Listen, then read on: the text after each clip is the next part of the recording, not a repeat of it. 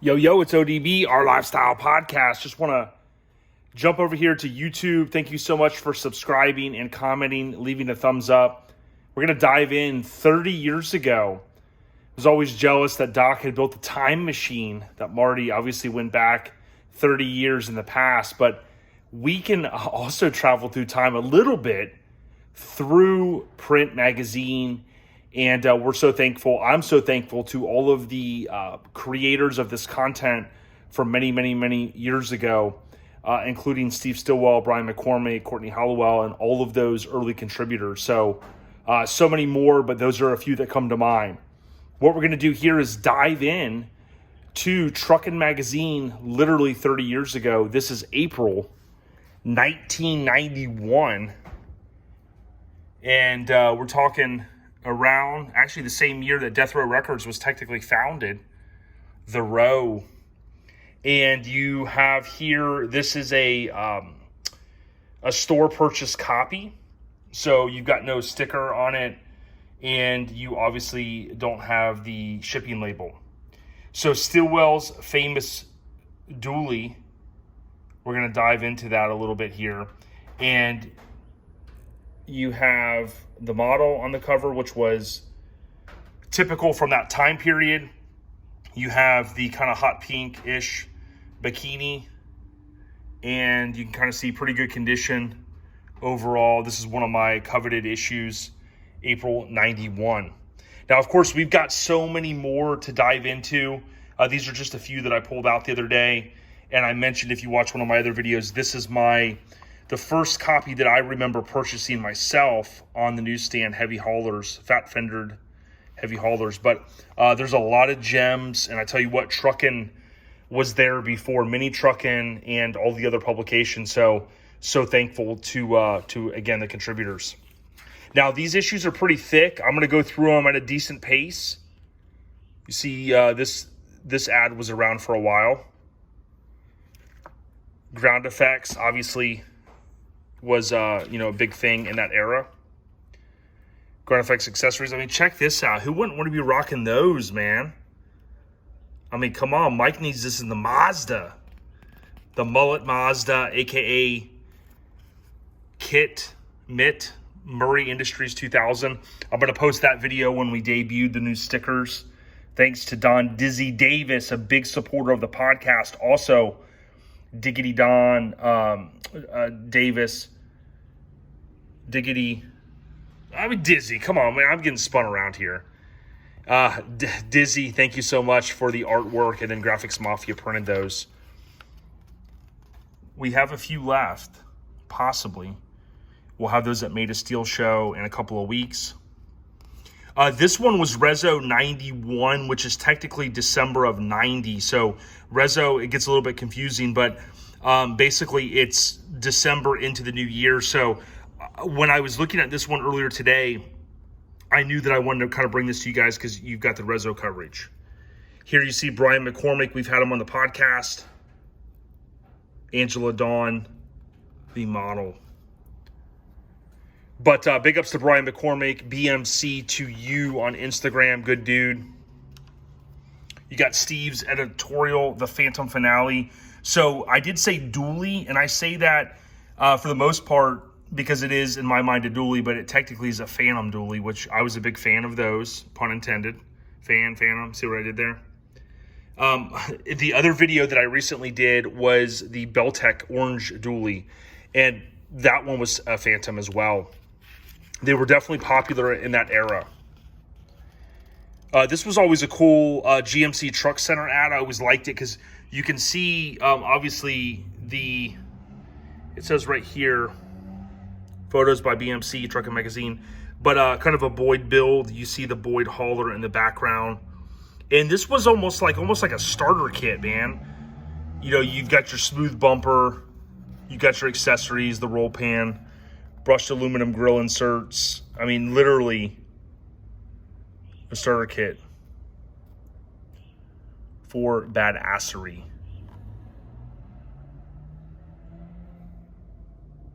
That brushed look, it kind of looks like, at least there in that photo.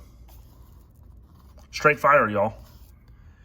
And then boom, mini trucks, topless, spindles. And Mark over at OBS Talk, he obviously recreated this amazing truck. Always cool posters. And if you watch the other video that I posted with the Phantom dually, the Beltec dually, I got to give a huge shout out to my homie, Tim Davis. TD, I was just talking with him on the phone. He actually hit me up. We have so many great conversations about trucks.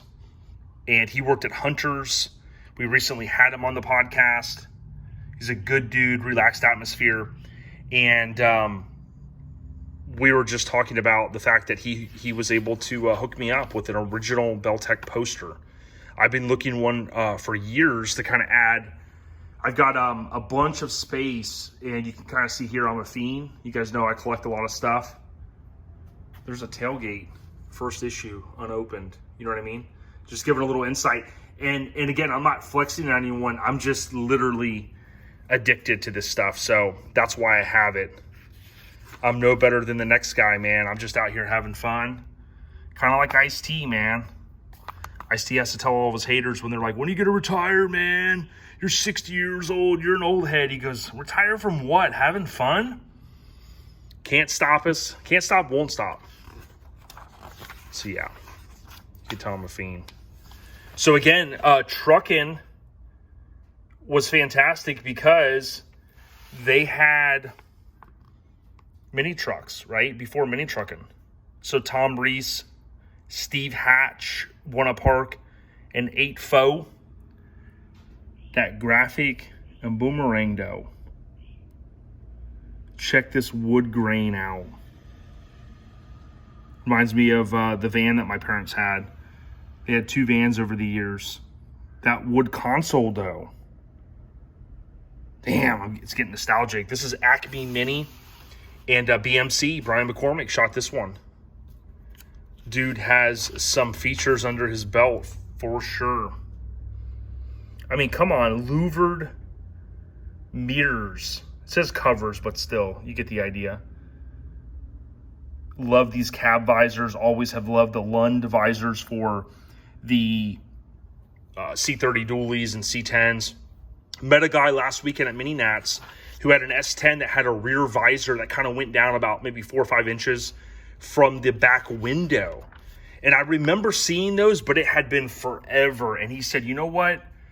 Every person that comes up, or not every person, but he kind of said so many people, he said the number one thing that people asked me about today was that rear cab visor deal. And it wasn't the Razorback one that went up over, you know, kind of on top of the cab. It was literally from the top of the back window down about 4 inches. Dude was freaking, I mean, it was awesome. And he said just an older lady had the truck. And it's so ironic how some of those accessories, you know, back in the day, we would have just ripped those things off.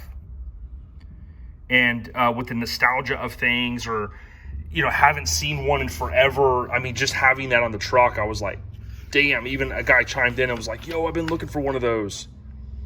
I'm like, good luck, man. Those things were probably killed by the sun back in the day. Al Martinez. Now, my understanding was this was Al Martinez that ran Cow Truck Jam. I haven't had a chance to go back and read all of these issues or revisit them. You can imagine. I mean, there's just, I do from time to time, I'll go through them and I'll look at certain things, researching, obviously, Mini Truck, and I've been through every issue. With these, it's just when I have time, which is, you know, not too often. But there's a guest coming on in about 2 weeks. And Al Martinez's name comes up, rest in peace, Cow Truck Jam. And he definitely is a legend. We'd love to talk more, as I mentioned before, about that, about him and his legacy. Here you go, Custom Coach Works. Spectra. You can see all the accessories. That was huge back in this time period. And, man, I would love to find one of these OG Truckin Magazine stickers. Cool stuff, man. Now, while we're looking at this, I want to remind everyone to go to garagegearclothing.com. It's free shipping. They have mini trucks, side-by-sides, dualies, sport trucks, full sizes, you name it. They got it all. And we do get a lot of questions about our metal signs. These are on aluminum. Right now, we're not shipping. We are going to hopefully start shipping these smaller ones. We sell out almost at every show, and we thank everyone that comes by, and much more coming on our merchandise. We've got some big stuff coming for the rest of the year. But thanks to everyone that comes by and also supports, Hammered Weekend Wear, Garage Gear Clothing, All Time Low Magazine. Speaking of All Time Low Magazine, you can go to atlmagazine.com and you can order a subscription. This is Bad Dog, of course, by Steve Stillwell, the legend. We do have confirmation that Steve is going to come on the podcast. Like with a lot of guests, especially on the West Coast, we've just got to nail it down. The time, the date. You can see the Alcoas. I love looking at these ads. You got little palm tree in there. The California kind of font is what I call it. And you see a lot of the basic wheels. Love the prices, of course. Things have went up substantially. Now, last weekend on Thursday, I drove to Charlotte area, stayed with Josh Ellis. Josh is a big supporter and really family to the podcast. He has helped me tremendously over the years just with different things, setting up, hustling, loading the truck this past weekend, bada bing. Just a good dude. And he recently picked up, holy grill dough. I mean, who wouldn't rock that? The Predator grill. That just sounds mean. Josh, you need that on the Look That Kills right now, dog. But Josh, good dude, man, loves seeing his garage. For the first time, he's got all these metal signs. He's always like, yo, put me down. He goes, I want them all, man. And he's got an awesome garage. But he recently picked up an OBS truck. And I keep mixing it up. It's a 95, I think. 94, 95. And he had the same dash that my Suburban had, 4.3. And literally, it is like a time capsule, and that's what he's calling it. And it was so cool to ride around in it. Just in the regular cab, it had so much space. All the billet stuff, the few little pieces that maybe they didn't make back in the day. He went to my buddy Tom at billetandacrylicfantasies.com, billetandacrylicfantasies.com, or Billet and Acrylic Fantasies on eBay. And he picked up some items, and Josh is also picking up a few other things. Can't say what they are, though, yet. Classic right here. Clyde Peterson, Riverside. It's just got the bumper, the colors. Obviously, us truck guys, a lot of us would go maybe a little bit lower, obviously. But, man, sick. Now, I also have the Trucksarosa page on Instagram. I haven't had a lot of time to really run that one. But I recently saw going to Sparks in the Park. I saw going eastbound a Ford. I think it was yellow, and it was broke down. And it actually had this same Trucksarosa style kit on it. I could not believe it. I was flying, zooming, and I wasn't able to get a photo of it. But I thought to myself, I've seen a few of those over the years, but what are the chances? Freaking crazy. Pretty cool here. You see Ratitude 91 now available. JMX Phantom t-shirt.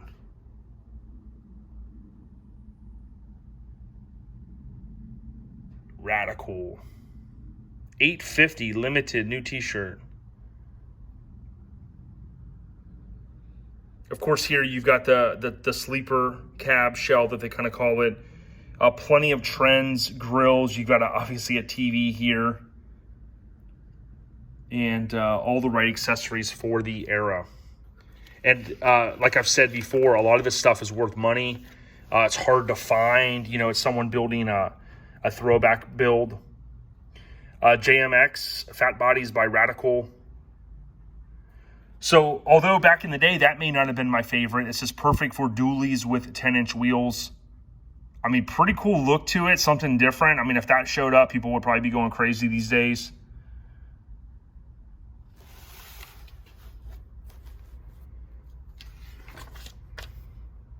Now, if you're liking this video, make sure you do me a favor, give it a thumbs up, leave a comment, share it with the homies, the chicas, the club mates.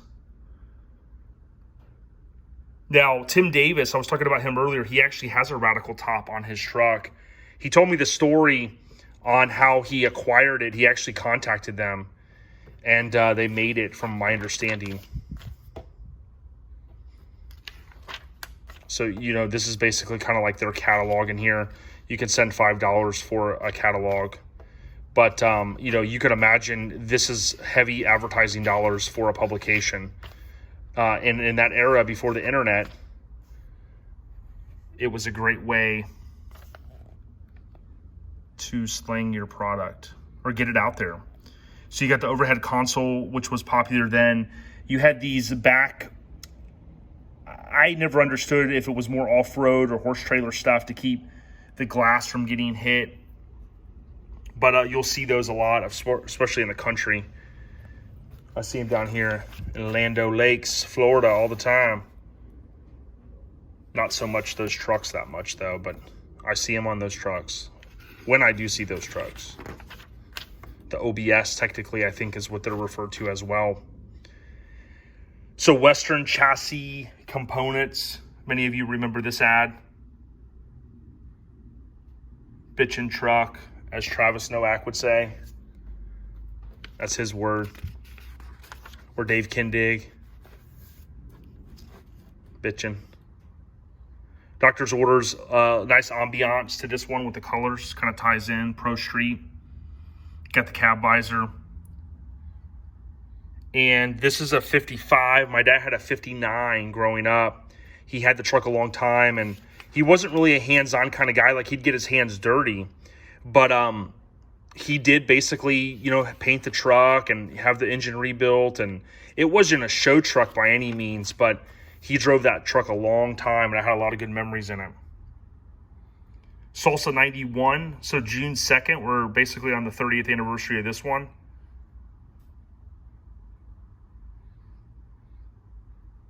It has the same vibe as the Cow Truck Jamboree ad. So inner shows and kind of the same. And you can kind of see right here, Al Martinez, auto body paint. That's why I believe that editorial earlier was from him. Now, I used to have the Traders catalogs. It's funny, I mentioned over the years I didn't really throw away a lot of stuff. But some of the catalogs that I'd acquire going to a show or sending away, mostly I think in the mail, you'd buy stuff, then they'd send you the catalog. Some of that stuff I did have to, over the years, I kind of had to condense a little bit. And, of course, the few things I definitely remember what I got rid of. Those few things, I wish I still had them because it's just freaking awesome to share. Now, Tim Davis has kept a lot of cool stuff. He's going to share some stuff with me at some of the upcoming shows. He actually gave me an Empire Motorsports OG keychain ring at Sparks in the Park 2021. And it was freaking awesome. Always loved looking at those Empire ads and going, man, I want to get this, I want to get that.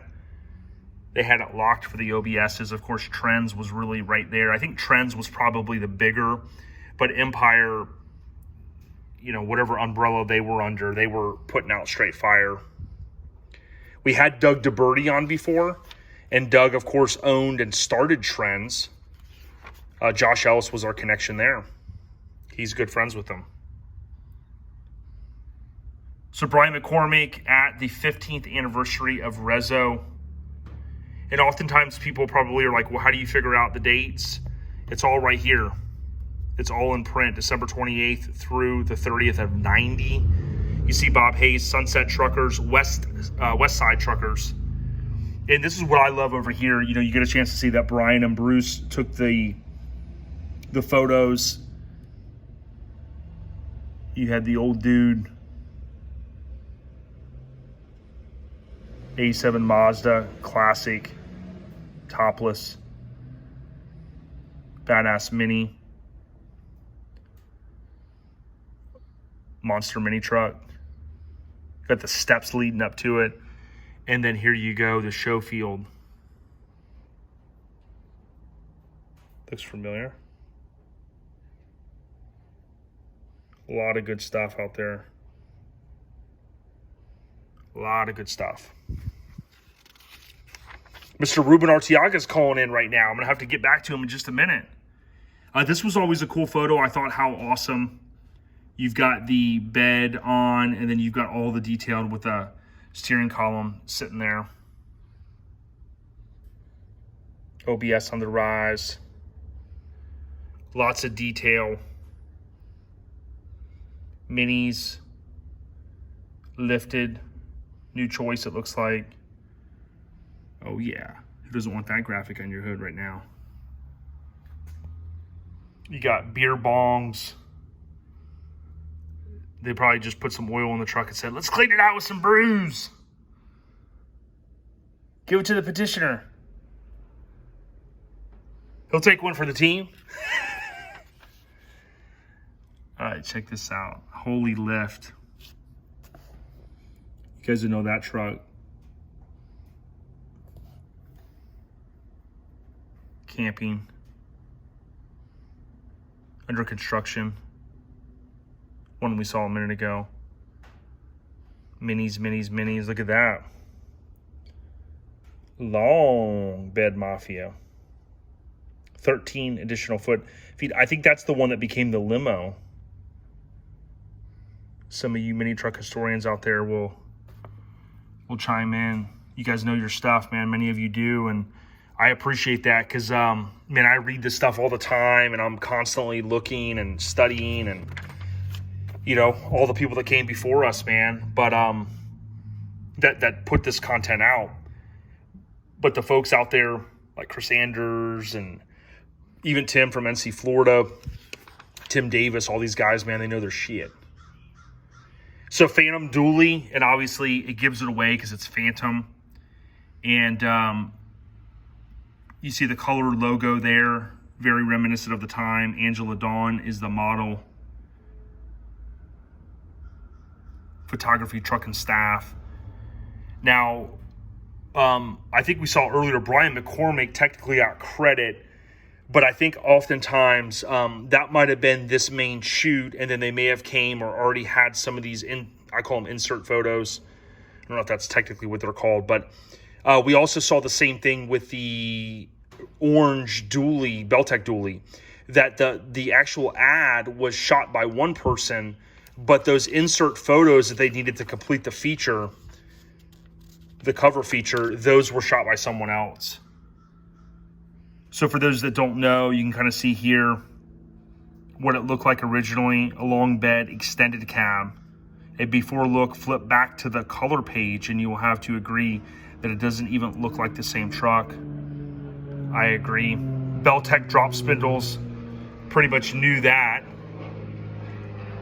I mean, good product placement, and that was the brand of the time, and of course, it's still the brand.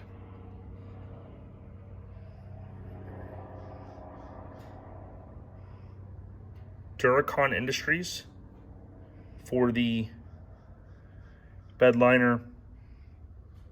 And this stuff was all cool. The reason why I think this resonated so well too is you got a chance to see, like, you were going up to your local body shop going, all right, let's hang some fenders on it.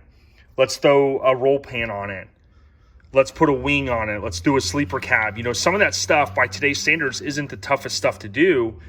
But, you know, you had to have the money or the connections, you know, obviously, and they had the product placement so they could get the parts, I'm sure, if they needed them. And then they had the homies in the different shops they had networked with to be able to do it. And then, boom, it's a tech article. And you could see that although this was a cover feature, it also was like the finale to the build. So Booger Bash 90. I know many of you have talked about this show over the years. I mean, how classic is that? Live Life Topless. This was Stillwell. And I think Brian pointed out to me, Brian McCormick mentioned that he sometimes would go under a different alias in the magazine. Here it says Bill Stillwell. And I'm guessing that they did that kind of as a joke, or if he used a totally different name, it was just like he just didn't want the recognition for something. So many mini trucks. And this being 1991, mini trucking was only, you know, really 88 sure was the first issue, but like 89 was really when it got popping off. You know, 89, 90, 91, you're basically like in your third year really of mini trucking. And Truckin was still heavy, you know, obviously sister publications. So they were still willing to run really all this badass content. And they continued to do so. They often would have different perspective of show coverage because, you know, they had a photographer, you know, sometimes for both, running different show coverage.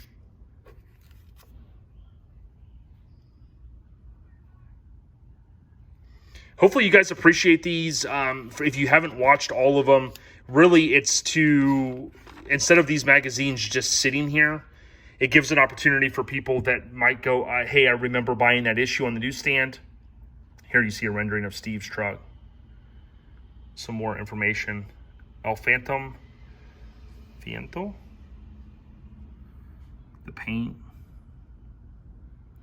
But, you know, some folks will, I mean, over the years I've been hit up, man, my dad had a truck and it was in a magazine, or, you know, and oftentimes I'm like, well, what kind of year? Because going through these truckins, it's like, man, once you pass up an issue, good luck getting back to it, because there's so many awesome features, there's so many stories, and I haven't had the time to go through every single one. Now, I started reading, and, you know, after this issue came out, a few years later, I basically became a newsstand reader. And then I was subscribed for a long time. But, you know, mini trucking's a little bit more manageable because it's not as many pages. We know all the trucks. We went to the shows. That stuff I can go through like the back of my hand. But with this, you know, trucking, I mean, you can see we're pretty far into this flip through. I'm sure we've lost everyone by now. If you're still with us, comment. But there's just so much, a lot of good ads, a lot of good tech articles. I always like this font. Here you got BMC, Brian McCormick, and highly modified truck, a 65 GMC Suburban, carry-all technically. Man, I love the look, heavily modded with that wheel on it. You know, so I think some people forget that, like, you know, these trucks, I mean, trucks have been being customized for a long, long time. And we ain't stopping anytime soon. Resolutions 91. This is where you can see a lot of the names. They used to do this oftentimes. Bonsai, of course, Seductive, and then Foothill. That was the award results, it says.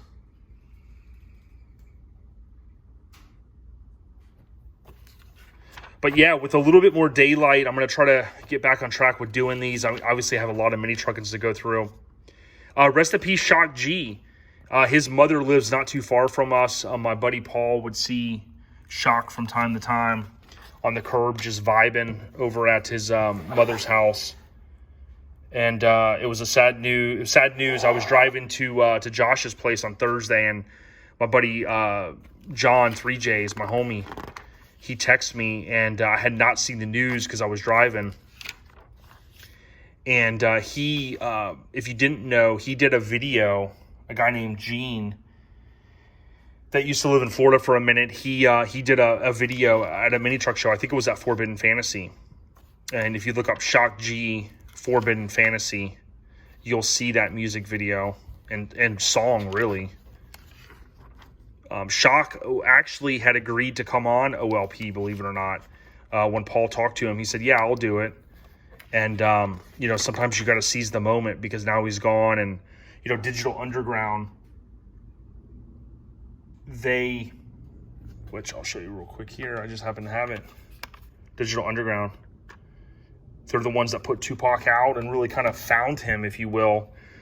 He was a roadie, so to speak, and on the road with them. And they were in that,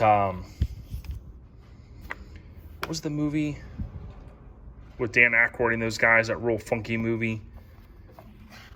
Not Better Off Dead. Something Trouble. They were in that movie. I remember seeing that on TV years and years ago when I was younger, and I was like, damn, Tupac's in this? Spring Fling 91. We had Kurt Crucial on, and he just did a mini truck video. He was out at one of the hangouts. That was the 80s guest that we had on. He does some really, really cool stuff.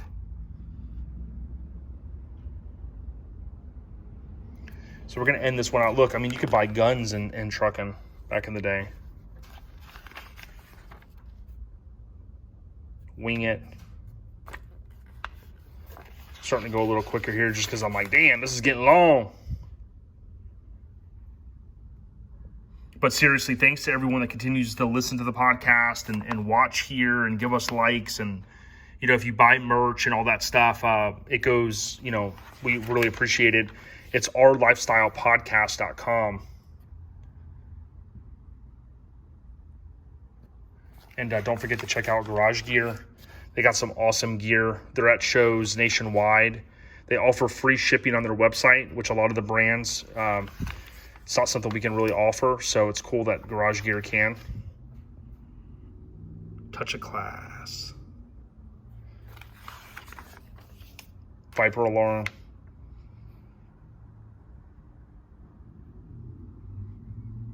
I just found an old Viper keychain that I have. My wife found it. She's like, I'm throwing all these old keys away. I was like, no, you're not. Don't touch them. So there you have it. A little long. Thank you if you stayed through this whole thing. Steve Stillwell, Rezo, 15th anniversary, April 91. 30 years ago, y'all, for those scoring at home.